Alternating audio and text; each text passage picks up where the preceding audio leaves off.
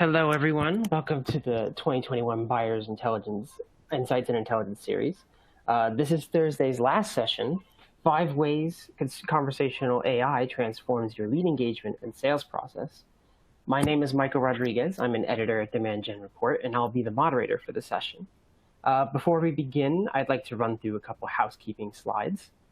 So promise not to take up too much of your time. For those of you who are new to Demand Gen Report, we are an online media publication. We publish daily news, a weekly newsletter, special reports, and original research about everything happening in the B2B industry. If you haven't done so already, join our 75,000 subscribers to our weekly newsletter and by subscribing to demandgenreport.com today. During and after today's session, please follow along and share your thoughts and feedback on Twitter using the hashtag BII21, hashtag BII21. All of our links and handles will be here on your screen. I also want to take this time to announce that we are actually going back to in-person events with our B2B Sales and Marketing Exchange. We're very excited to see our B2B community again face-to-face, and we really hope you can join us in Boston this August. For more info about that event, visit the B2B SMX website for updates, registration. Go to b2bsalesmarketing.exchange, b2bsalesmarketing.exchange. We are also excited to welcome back our partners Grubhub. Thank you again for sponsoring us. Grubhub is offering some lucky attendees a free lunch while you enjoy the series, so make sure you check your inboxes to see if you're one of the lucky winners for a lunch credit. Today, we are using the On24 platform.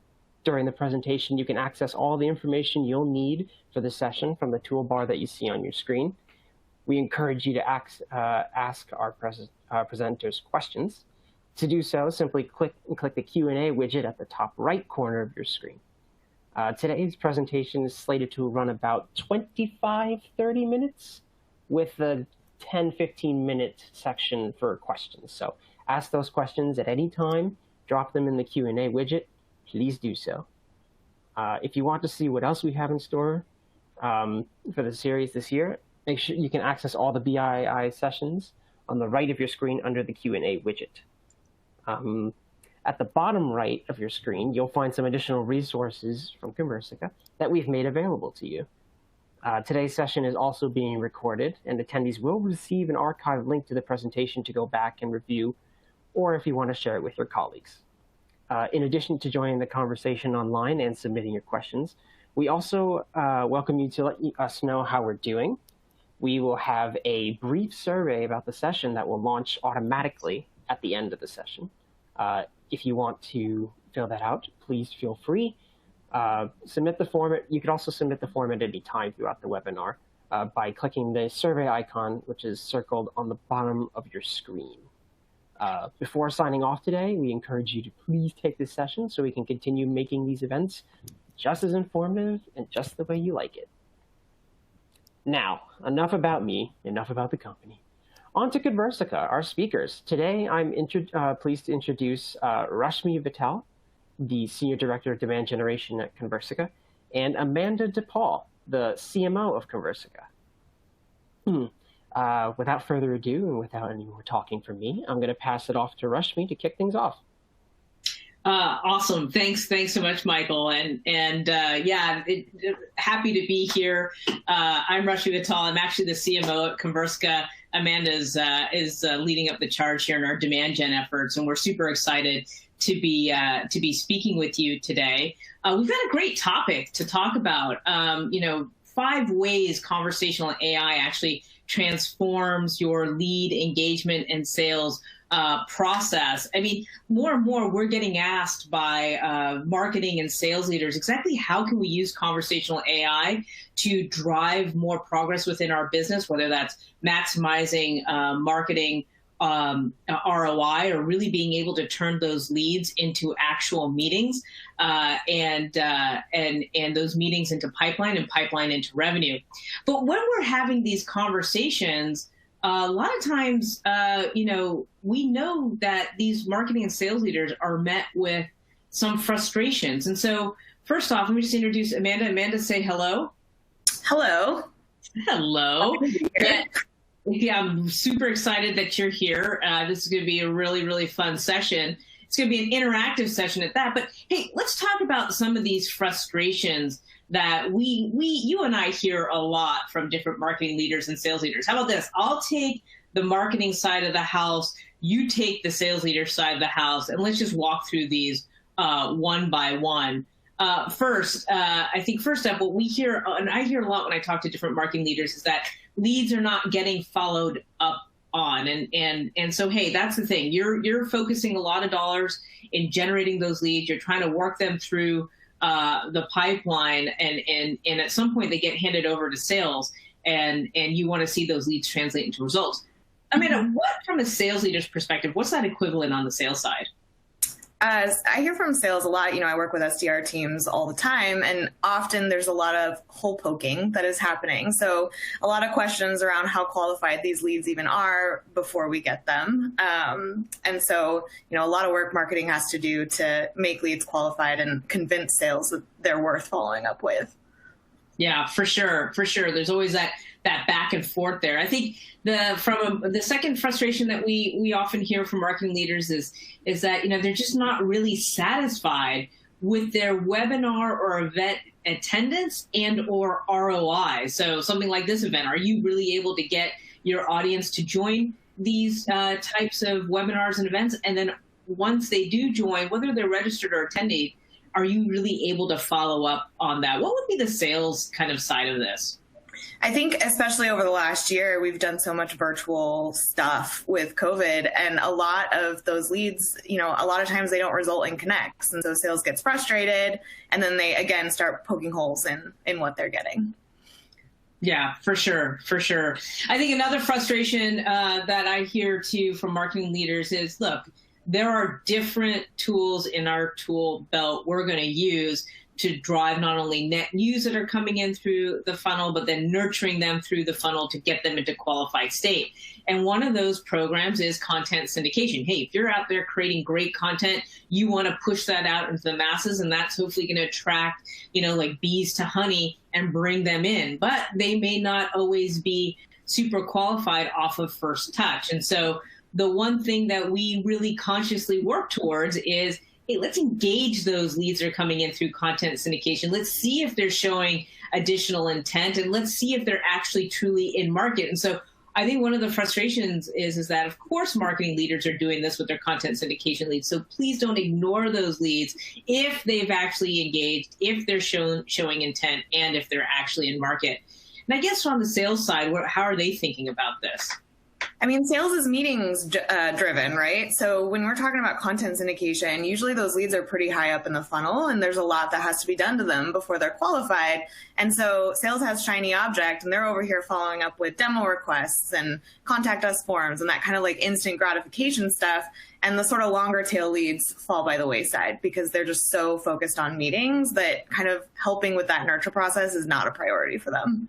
Yeah, for sure. For sure. No, it is. And that's why, we want to show and demonstrate that they've actually gone through the nurture process and they should now be worked on. But just because they might see that lead source say content syndication, it's kind of like immediately the light bulb turns off and they're like, I'm not interested.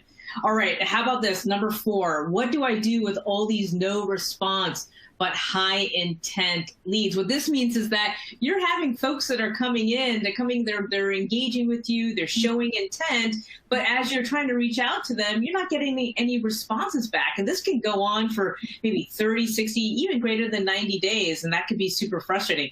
How on the sales side, Amanda, how do sales think about this? I think that this is a problem that is shared between marketing and sales. It's a problem at all stages in the funnel. You've got quiet leads at the top, you've got the leads that go dark in the middle, and then you've got the pipeline opportunities that also can get stalled. So people stop showing up for meetings, they forget, they put things off, and that's equally frustrating for sales. So this is something I think that sales and marketing really have to unite against at all the stages in the funnel to make sure people are being driven along. Oh, 110%. I totally agree. I think this is exactly a place where sales and marketing alignment can occur is just to say, what can we do to make sure unstick things in the funnel and move them further down the funnel? And I would say, the other shared, I think, ambition and objective and goal is the fact that, both, and starting with marketing leaders too, we want to see that investment turn into meetings and turn into pipeline. And so if you, I know here at Conversa, we take a very data-driven approach, but now more than ever, marketing leaders must be data-driven. If you see the data and saying that, hey, this is a solid qualification based on our ideal customer profile and different criteria we put in place, and you're seeing them engage, you want to be able to see those marketing qualified leads or marketing qualified accounts turn into meetings and pipeline. And I would say, sales, this is their top of number one initiative, right? Yeah, it's like raise your hand if you don't have enough pipeline, and everybody's hands go up. Even the person who's killing their quota doesn't have enough pipeline. So, it's something we're all very familiar with as marketers, having that conversation. But we as marketers also really care about driving additional pipeline. And so, again, I think this is something that we all can unite against. It's not an us versus them at all. Yeah, no, for sure. And this is what we want to talk about. Actually, the course of this conversation, you're going to see there's a lot of ways that marketing sales will unite. So we just didn't tee up these frustrations to get everybody all frazzled. We're actually going to talk through how you can solve through them. But I think an important thing to understand is, why is this occurring? Why do these frustrations occur? And what's your thoughts on this, Amanda? Yeah, so we do this kind of little study that every year where we secret shop a bunch of businesses, and we basically fill out like their contact us form or their demo request form, and we kind of just see how long it takes them to follow up with us and what that follow-up experience is like. And then we kind of give everybody a score. And that score is revolved around the 4 Ps. We call them the 4 Ps of sales effectiveness. And it's persistence, promptness, personalization, and performance. And without, one of these Ps, you could be killing it on, but if you don't have the rest in place, you're still not going to be driving, the engagement that you should be. So what we found this time around when we did this study, that most companies were really only taking, if they reached out at all, 65% of companies reached out only up to 2 times. Some didn't reach out at all. And we all know, this is something that we're all familiar with. It takes 11 to 15 touches on average to drive engagement. I've seen, even when we're talking about account-based marketing and those kinds of things, 18, 20, 25 touches. So you really have to be persistent to get people to engage with you. The next category here is promptness. So we found that on average, it took about 9 hours for us to get a response, or longer, when we filled out something like a demo request form. And when somebody's filling out a demo request form or a contact us form, they're sitting at their computer wanting to talk to you. And they, 83% of customers expect to engage with you immediately. We're very much living in an instant gratification world right now. And so if you're taking up to 9 hours, that's plenty of time for your prospect to go find a competitor and get a response from them. So that promptness is super important. Lacking personalization is also a big one. So 70% of the companies that we surveyed failed to personalize. We see, 5 elements of personalization in an email, name, company, title, something that you found on their LinkedIn as far as something that they're interested in. That stuff all goes a really long way to get a response versus something that just kind of feels super impersonal and like a form email. And then the last one here is performance. So this is one that actually I feel like we don't talk enough about, or we don't think enough about, even as marketers, is where is that email even going? Like when you do a follow-up, is that email even landing in the person's primary inbox? Gmail even now has, different categories of inboxes, and they try to help you stay organized with all of these different, buckets with, social and promotions and your main inbox. And we found that only 12% of the companies that we surveyed, their outreach actually landed in our primary inbox. So had we not been hunting around trying to find their response, we would have missed it entirely. And again, that just leaves the door wide open for people to go, find find another avenue. So, these 4Ps, you have to have them all together. Otherwise, you're going to end up with, what we like to call a very leaky funnel. Yeah, no doubt. And we'll talk about that leaky funnel. And the thing, just to reiterate, that these 4Ps right now are being executed by a lot of times your sales development teams or perhaps your inside sales teams. But at the end of the day, it's human customer engagement. And it's this human customer engagement, which, you could define as all the conversations and actions that can qualify and manage these, if you're getting thousands or tens of thousands of prospects and customers over time, how well are you executing on these 4 pillars of good customer engagement? And that's exactly what our study showed, is that, human customer engagement alone doesn't really cut it. And so what it results in is, Amanda, to your point, is this leaky funnel, right? Where at different stages of your funnel across the buyer's journey, you're going to see either the leads are unengaged. They're not, if let's say they're coming to your website, are you truly engaging them? Are you experiencing high bounce rates? If you're going through now, you've captured the lead information and now you're trying to nurture those leads, are they really driving and consuming your programs? So are you having that under registered under registered for your events or for your webinars? And then what's really kills me is that if they have engaged and that you're not able to follow up on those, right? Or are you thinking about, hey, maybe from a marketer's hat, some of those frustrations that you hear from sales that, hey, these are not qualified enough leads. What can marketing leaders do to gain back a little bit control to qualify those opportunities before they hand them over to sales? And then, of course, there's the sales outreach. And that sales outreach is, are your leads getting no touch? Are they getting low touch? Do you hope on those A leads are getting some touches on them because they're actively raising their hand and showing interest? But a lot of times, depending on volume, depending on sales capacity, depending on SDR maturity, depending on if they're new or still on-ramping, there's a lot of opportunity for leads to fall through the cracks. And then, of course, if you are engaging, are you getting no response back? And if you're getting no response back, what happens? Your SDR team or your inside sales team, they're going to move on to the next item, as they well should. And then what's going to happen to all those leads that showed intent and interest but have not responded? And then over a period of time, you can collect enough leads and MQLs where they just activity, they go unnoticed. They could have been in market, but more importantly, they could have hit your ICP. They've gone out of market. How do you reach back out to them again? So these are kind of 5 common areas where we see leaks in the funnel occur. And so one of the questions that we get asked a lot is, well, how can we use automation? How can we use AI-driven automation to help companies drive better customer engagement? And in this context, if you're a marketing leader and a sales leader and you're figuring out what is my strategy to improve not only customer engagement, but how can I use technology and how can I use AI-powered technologies to improve customer engagement, conversational AI is really starting to grow rapidly as being implemented across marketing and sales organizations to do exactly that. And so where you should think about adding conversational AI, it's more than just putting a chatbot on your website. So when you think about conversational AI, a lot of people just immediately think, oh, that chatbot thing.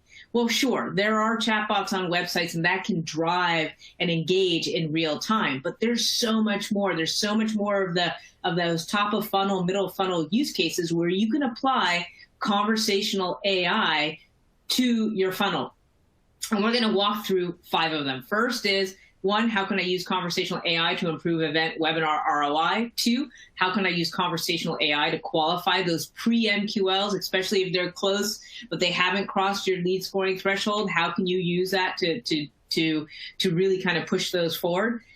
3, how can we, it's just kind of like a 3A and 3B, but this is all centered around how can we better engage and convert those leads into meetings? 4 is looking at, hey, if we've done that outreach but now they've stalled, how can we revive and repump up those stalled opportunities? And then number 5 is around reactivating that dormant demand. So we're going to walk through these 5. Let's kick it off here. Amanda, you want to walk us through that first one, that increasing event and webinar ROI? Sure. So, we all know we're doing all these events, we're doing all these webinars. We've got to get the touches on the leads in order to get them converted. And, we just talked about, sales doesn't always have all of the time in the world to be, hitting every single lead that we generate. And so, using conversational AI to reach out, to get a touch on your leads post webinar is huge. And so of course we send, like the HTML email where we're like, here you go, thanks for coming, here's the recording, but that doesn't really invite any kind of real engagement from a prospect. So in this scenario, we're reaching out to someone who missed the webinar. So they registered, but they were a no-show. And in this case, we're saying, hey, like, thanks for registering. We call out the name of the webinar that they registered for. And we say, sorry you couldn't attend, but I wanted to make sure that you had a link to the recording. And in this case, it would be really easy to just say, here you go, here's the link, and measure that, click and say, okay, success. But in this case, we're really trying to get an actual engagement out of this prospect. And so we're asking, do you want a link to the recording? Tell us if you want a link to the recording. In this case, our lead responds and says, if you would send me the link, that would be great. The AI assistant reaches out right away with the link to the webinar, all autonomously, so no human intervention necessary. And then, asks if there are any questions that we can help answer, and basically gets a meeting scheduled for sales. Confirms that, we have the right contact information so that when, that meeting is set, are we going to reach out to the right person? And all of this back and forth essentially occurs without, a marketer having to step in and do any of the replying to make sure that that person actually has the link and wants, get them set up with a meeting. So I think that the biggest kind of get here is that this is all sort of happening automatically. It's like a set it, point them in the right direction, and then a little bit of a set it and forget it. So this is how we drive. And this is really, so, and let's let everybody in the audience recognize, this isn't just, we're not talking about a real-time chat. We're talking about really more like an AI assistant acting as a digital team member, like a digital SDR that's engaging in a two-way back and forth dialogue between itself and the lead. Yep. Yep. Yeah. And I mean, how many SDRs wish they had an SDR themselves, right? So this is a little bit like an SDR for the SDRs. And it means that we're able to put touches on, prospects higher up in the funnel that are more personalized versus this kind of like spray and pray. Here you go. Here's the link. Godspeed. Hope you come back. So this is really driving some real engagement out of people. So our next use case here is pre-qualifying leads for sales. So this is kind of going back to the SDR for the SDRs, right? Your SDRs are off chasing, target accounts. They're doing outbound prospecting. They're following up with the inbounds. They're kind of, running around playing whack-a-mole with whatever, their AE is wanting them to do. And in this scenario, we want to make sure that we are handing off the most qualified leads to the SDR so that they're not wasting their time because they've got a lot on their plate already. So in this scenario, we're following up with somebody who probably came in through content syndication, right? Because we're saying we see that you downloaded a report. We name the report so that we remind them, what they actually did so that they don't think we're completely random. And then we also remind them who we are and why we're even reaching out. And then the big one here is the qualifying question. So rather than jumping straight to, hey, can we get a meeting with you? We want to find out more about this prospect and more about what they're interested in before we hand it off to sales, so that we give sales a little bit more context. When they do go to actually schedule a meeting, they can make sure that the conversation that they have is super relevant. In this case, the other thing to remember is this isn't just a one and done. This isn't like the AI assistant is going to reach out once and try to ask a question and then give up. And this goes back to kind of our persistence P, right? It's going to try multiple times to get a response from a lead, and it's not going to give up. It doesn't ever get frustrated. So in this scenario, it likely reached out a few times. The lead response, we're having a hard time with lead follow-up consistency.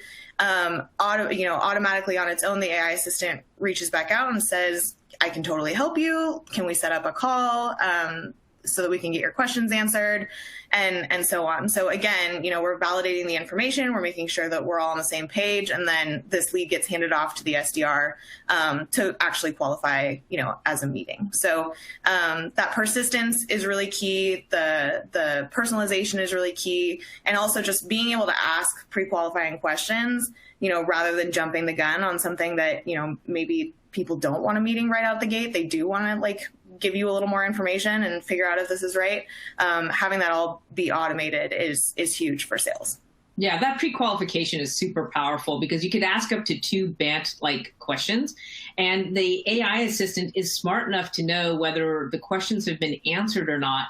And let's just say one of the 2 questions gets answered, it's going to come back with that second question and try and drive that second answer. And then at the end of the day, you've got so much more insight into the interest of the contact that you could forward that over to sales with that information. Because the other thing to note is that all of these conversations are the SDR, the rep, has access and can see all of these conversations and understands the exact context that's being delivered. And that's usually delivered, whether that's in your marketing automation tool or for sales reps, they 9 times out of 10 love operating out of their CRM. This is all integrated into their CRM. Yep. So our next one is engaging and converting inbound demand. So this is our classic demo request scenario, right? Which we talked about earlier as being kind of our instant gratification. That's what is required out of us to give leads the best experience possible and make sure that they're not shiny objecting off to one of our competitors. So we want to get a touch on these prospects that request demos immediately. And so in this scenario, obviously this person requested a demo on the website. We again remind them who we are and why we're reaching out, just in case there's any disconnect. And then we ask for the call. So in this case, this is sort of an interesting one, though, because we see this happen all of the time. And I was actually just talking with Rashmi about this the other day. People will come in to request a demo, but they're already having conversations. So they've already gotten in touch with an SDR. They could already even be an opportunity. And then they come back and they request a demo, which I always think is so interesting. And so in this scenario, the AI assistant can handle that, right? Where the person responds back and says, actually, I was in touch with Derek, the rep, earlier this week, and we already have a call set up for next Tuesday. The AI assistant, rather than just abandoning that conversation and saying okay, you're fine, it actually does respond and says okay, great, thanks for confirming. I'm sure you're in great hands. And the beauty of this is, there's a lot of opportunity early in the funnel and early in conversations for people to drop off and not show up to meetings or reschedule over and over again. And so in this case, the AI assistant is kind of lending a helping hand to make sure that it's driving the actual attendance of that meeting and figuring out, did you get everything that you need and when is the next conversation, basically. So a few days later, our AI assistant reaches back out autonomously and says, I just wanted to check in and make sure that you were able to get all of your questions answered. Let me know. And then we get a response from the lead that they got everything that they needed and they're looking forward to the next meeting. So this is just a nice way to get touches on hot leads or high interest leads immediately, so nothing falls through the cracks, and B, to make sure that those hot leads are continuing to be driven kind of through the process and through the funnel, rather than giving them any opportunity to kind of fall off if they get distracted. Yeah, no doubt. And I think what else is really interesting here, if you notice, the responses from the lead response, they're responding as if they believe that this intelligent virtual assistant, this AI assistant, is real. And that's just a testament to how well and how personalized these conversations are. People 9 times out of 10, we know that people think that they don't know that it's not a human on the other end. And so that just is really important. To drive good customer engagement, you need, obviously in this case, because it's AI automation, human-like engagement, but you also need it to be personalized and relevant to with the right context at hand. And that's something that, again, I know we here at Conversational spend a lot of time to making sure that, one, we have really strong conversations, so we don't have to we come with a whole conversation library, right? We have over 70 different skills an AI assistant can use. It has over 600 different conversations.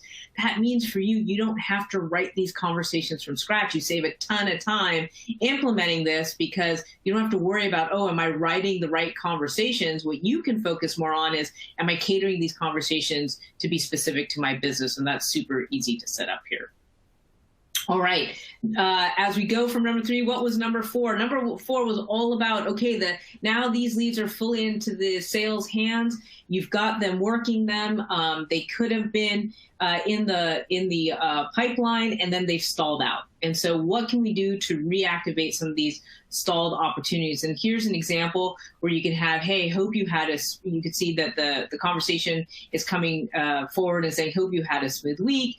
Introduces themselves, because at this point the AI assistant has never introduced themselves in this process. And then here you could say, Dave asked me to reach out to you. So Dave is the rep, and the AI assistant is now acting on behalf of the rep and saying, I want to reach out to you, and we wanted to see if we can help you answer any questions that you may have about adding Converska to your tech stack this quarter, right? We're happy to include anyone else who should be involved in this conversation. Can I schedule a call with Dave, right? And again, you see this was issued in March, and then you get a response back that day. Thanks for reaching out. This is still a priority, but we need to find a budget. Can you reach out in a few days? So that was on March 16th. What happens is March 19th, the AI assistant will reach out, meaning it understood literally if you could reach out in a few days, that was a few days later. So the AI assistant reaches out and says, you mentioned now would be a better time to talk. Can we set up a call with Dave? Yep, that would be great. We're free. The AI assistant will go ahead and schedule that meeting with Dave and then confirm the phone number and say, yes, that is correct. So if a different phone number was provided, what the AI assistant can do is it will extract that phone number and it will actually put it into the CRM right alongside that contact information. So data integrity here is really important. And another way to think about how to use conversational AI in your sales process is, hey, this is a couple of different workflows to consider, right? You could have an SDR reaching out, right? So a lead comes into the system, the SDR does the follow-up, and they see that as they're doing the follow-up at some point in time, there's a level of inactivity. Well, your SDR is probably not going to continue the follow-up. Instead, you could pass these over to your AI assistant, and then they can continue to drive a cadence with those contacts. And then the other one was like the one we talked about where a rep could actually have an active pipeline opportunity. Sometimes what happens is that there's a rep interaction and then the account goes silent. There's no activity. And then what you want to be able to do is push this over to an AI assistant, see if they could revive them and bring them back into the fold. And there are plenty of areas where you can customize the conversation, so it's super relevant to the topic at hand.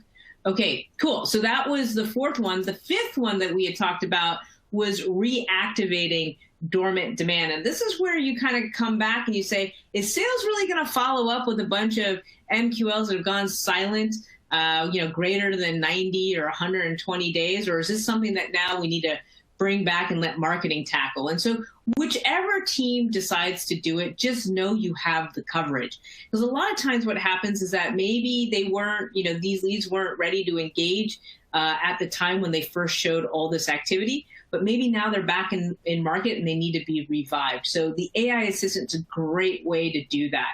And here you could see the AI assistant's reaching out saying it's almost summer, which means it's time to gear up for second half of the year. I see that you previously showed interest. As a reminder, another value statement, just reminding them informationally what this offer is about. Can we set up a call to discuss? Another, again, coming back out, the unique attempt. So every time an AI assistant reaches out again, it does so with a unique email. You see this unique attempt, and then you get a lead response. And the response is saying, yep, thanks for reaching out. I'm interested but busy. Can you reach out in a few weeks? That was April 27th. And sure enough, a few weeks later in mid-May, the AI assistant reaches out, reminds them that they asked to reach out and said, hey, can we set up a time? They say, yes, thanks, let's set up that time. Now, in each one of these interactions, anytime there's a response, whether it's hey, let's move the conversation forward or let's stop now, or I've not received the information that you said I would, the AI assistant will notify the rep, give them the alert, the right status. The rep gets to see the conversation, and the AI assistant will also persistently bug the rep to take action. And so that's really important as well, because this isn't just about the AI assistant interacting with the contact or lead. It's also being a great teammate to the rep and notifying them and keeping them up to speed on what the rep's next action should be as well. So we walked through 5 use cases. And so what did we cover? Just to recap, we showed how conversational AI can actually improve driving people to events and webinars and that follow-up thereafter, and then being able to drive that engagement to make sure we can suss out interest. The second is around being able to pre-qualify those inbound leads before you hand off into sales. Then you heard Amanda also go over how can you engage and convert some of that inbound demand, especially those A leads that require an instantaneous touch. In today's day and age, you just can't wait an hour or 2 hours or 3 hours. If you can reach out to them immediately once they've shown interest, you're going to get a much higher likelihood to connect. And then we talked about accelerating those stalled opportunities and then using conversational AI to reactivate that dormant demand. I mean, those are the 5 things we've covered. Now, there's way more than 5 use cases that you can use conversational AI assistance in, but these are the ones that we get frequently asked about when we're talking to marketing and sales leaders. And so I think the next thing is kind of how do you think about actually mapping this to your lead engagement workflow? Because there are, again, especially in B2B marketing and sales scenarios, there's different touch points over different time period across the buyer's journey. And so this is how we just like to talk about it. Sure, you've got across the buyer's journey from awareness to consideration, trying to move those into pipeline and active deal opportunities. There are different scenarios that marketing are responsible for, and there's different scenarios that sales are responsible for. And if we had to be truly honest about this, they ebb and flow back between marketing and sales. And what you can see here is that you want to use conversational marketing to drive some of that pre-qualification and that pre and post event that we talked about. This could be something that's a pre-MQL that you are feeding, that can feed off of your marketing automation as your system of record. And this is what the AI assistant will trigger off of. Within your marketing automation. You could also have your AI assistant, if now focused more on that conversational sales set of use cases, trigger off of your CRM and use it within the workflow. Even if your SDR teams are using sales engagement tools like Groove or SalesLoft, Outreach, etc., there are still instances where, hey, the SDR will use those Groove cadences themselves, but once something goes silent or quiet, they might want to push this over into Converska to reach out to. And then you can see how you could think about using, if you're driving through your nurture and a lead re-MQLs, push it over to an AI assistant to drive the engagement, see if they're truly a hand raiser before getting that meeting scheduled with an SDR, and then reworking those. Don't ever forget to not rework those inactive dormant leads. So hopefully this gives a little better sense of how you could integrate into your lead engagement. Certainly something that could easily slip in to your existing MarTech stack. You don't need to really disrupt the process or the flow with an AI assistant. And to talk about this a little bit more, on average, we know that our AI assistant drives better engagement, and it does so faster. And so across that conversational marketing, conversational sales, and even conversational customer success, which we did not talk about at all, but there's a whole set of use cases to support those post-sale post-sale customer use cases, from onboarding to driving account reviews to gauging customer health and finding opportunities to renew and expand existing customers. That has its set of use cases and successes. But specifically for conversational marketing sales, you could see, we're driving greater engagement. On average, aggregated on our customers, they see a 7.45%, almost 8% engagement rates. That's so much better when you think about nurture programs today that typically only drive 1 to 3% engagement. Of those, how many turn into of your total universe of who you message? We see about over 2% that turn into meetings. And then days to hot. This is something where, because of that persistence and that promptness and all those unique attempts and the personalized unique attempts, you can get to days to hot a lot faster. So on average, our customers see it in 11 days. And same on the customer sales side. You know, you're using your AI assistant right alongside your sales teams, and you can see the engagement rates here are really fantastic, as well as the days to hot. Okay. So one example I love to give is a customer of ours, ServiceNow.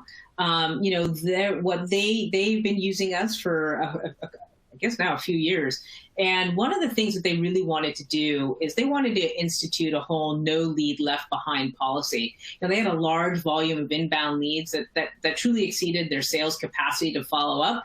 And also, and Amanda mentioned this before, they wanted their sales development team to really focus on outbound prospecting, right? And so here you had a bunch of leads that were getting left behind and not getting followed up on to see if they can turn into meetings. And so they use conversational marketing and conversational sales use cases to help on their marketing influence and on their sales prospecting. They use this today across multiple regions: North America, Nordics, and LATAM.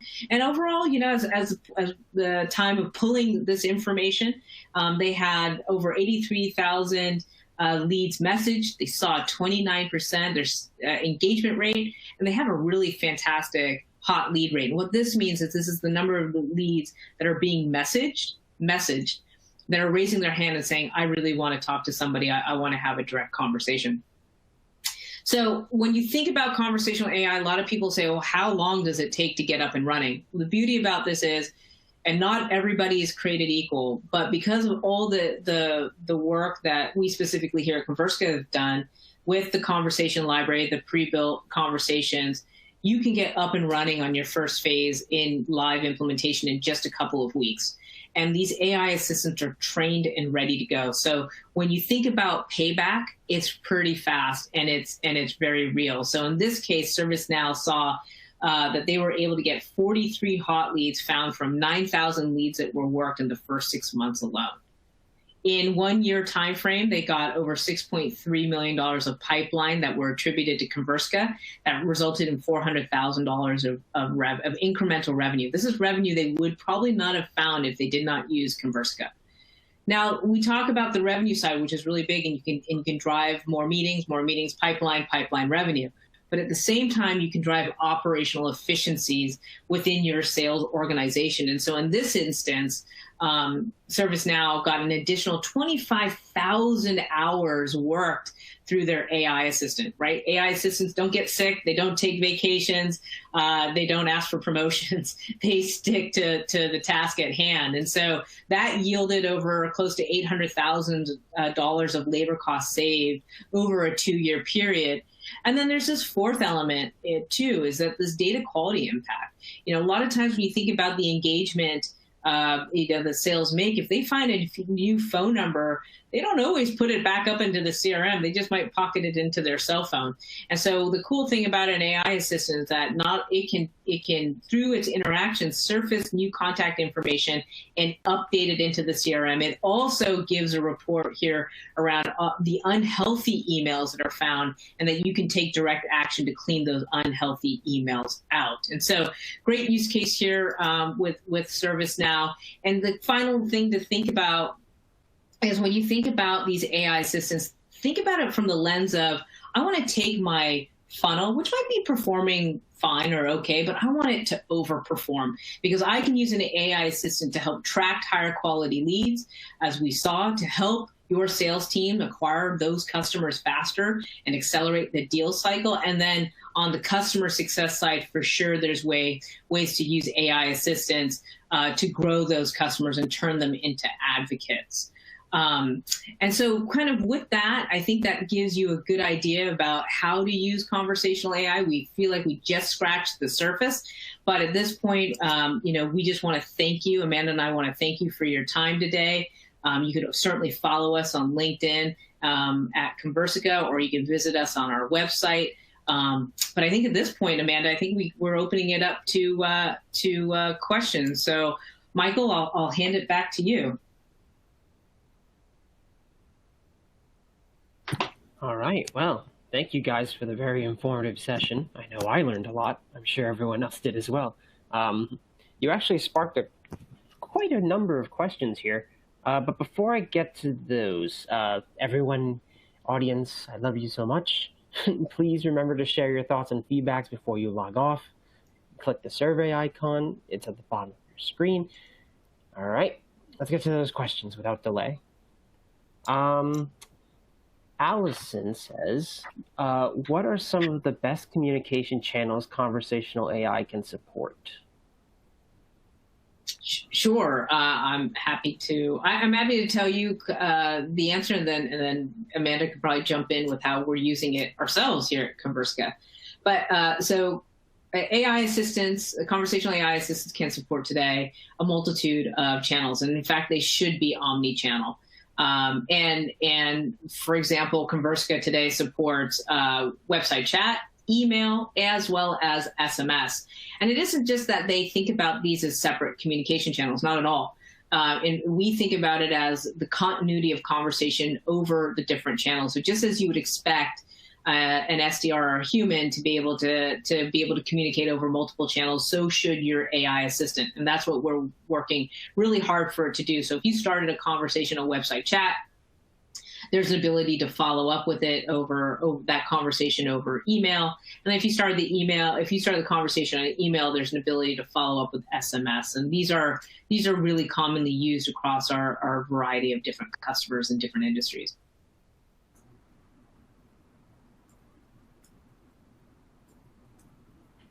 All right. Amanda, do you have anything to add to that, or do you want to move on?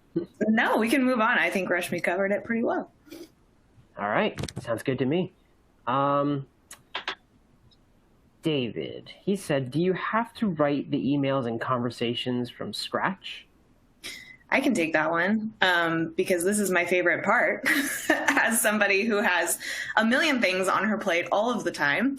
No, you don't. So the nice thing about AI assistants is, like, for example, when we do things where we're trying to have sales help promote something with us, we have to write out the emails. We have to hand it off to sales. They have to put it into their cadences, and it's all like a very manual process. And there's value in it for sure, but when you're trying to scale and you're trying to get stuff done quickly, you don't have time for that all the time. And so the nice thing is, we have so many templates, like out of the box conversations, that really all I have to do is kind of like point it in the right direction with some context. So, tell it, this is the name of the white paper, or this is the name of the webinar that we're following up on. And after that, it kind of just takes it from there.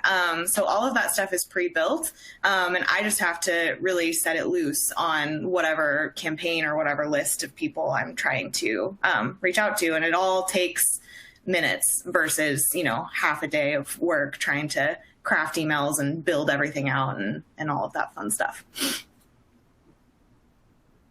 Well, speaking of building out, someone asked a question along those lines. Yeah, do you have to build the workflows into the solution? I don't know if you can answer that. Yeah, and yeah, it's a great piggyback on my last question. So no, all of that is also pre-built. So when you're talking about, say you're building like a traditional sort of drip nurture, you're having to build out every single step. You're having to build out all of the triggers that move people along.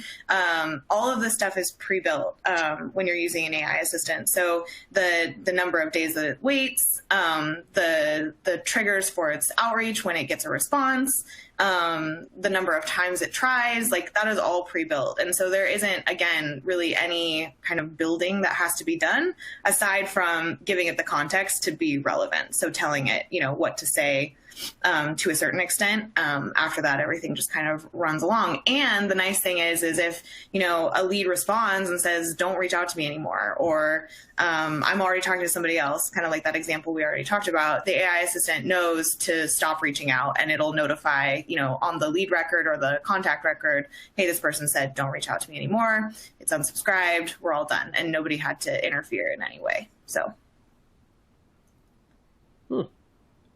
Sounds good to me. Good life. Yeah.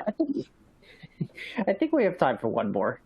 Calvin asked, how long does it take for Conversica to get up and running with their conversational? Rashmi, do you want to take that one? Sure, happy to. Well, so I think maybe the question is how long does it take for a customer to get up and running on Conversica? Specifically, I mean, for us at Conversica, I mean, Amanda manages our AI assistants that are used both by marketing and sales, and so it gets up and running really quick. But for our customers, honestly, it's a really quick process because what you have to think about is if you know the use cases and you know the skills, and to what Amanda just said, you have those conversations, they're already there. So once you've identified those and you know where in that leaky funnel you want to fix the leaks, it's very simple to get to configure an AI assistant, get it up and running. The second thing is around integrations, like where do you want to integrate this into? We come with over 50 pre-built integrations. So we have a native integration into Salesforce. We have tight integration into marketing automation platforms like Marketo and other CRMs like Microsoft Dynamics, HubSpot, et cetera. So it's really easy to drop Conversica into those environments, and we want them in those environments because we want that to have a very natural native feel to what your rep or your marketing manager is using today, and what environments and UIs are used to working in. And so for us, on average, as I said, that first phase just takes a couple of weeks to get up and running. Granted, you give us the access to those systems, and we can implement pretty fast. And then the AI assistant is actually trained and ready to go on day one. We have, over 2,000 customers and 3,500 AI assistants deployed. The cool thing about this on our conversational AI platform is that next AI assistant is learned and has learnings and is as smart as the 3,400 assistants before it, right? And so you're always getting that N+1. You're not starting at 0 with our AI assistants. Okay. Yeah, we're running low on time, so I guess we'll have to cut it here. But don't worry. We don't have any more time for questions, but we will follow up with email. We will email you all and answer your questions, so don't worry. Please don't feel left out, I promise. All right. Well, that basically concludes our session today. Rashmi, Amanda, thank you so much. We appreciate all your insights. I definitely appreciate them. And yeah, thank you to everyone who attended today. Remember the survey, please fill out the survey at the end of the session. It'll launch automatically. And yeah, tune in to tomorrow as the last day of the BII series. So please have a great day. And yeah, hope to see you soon.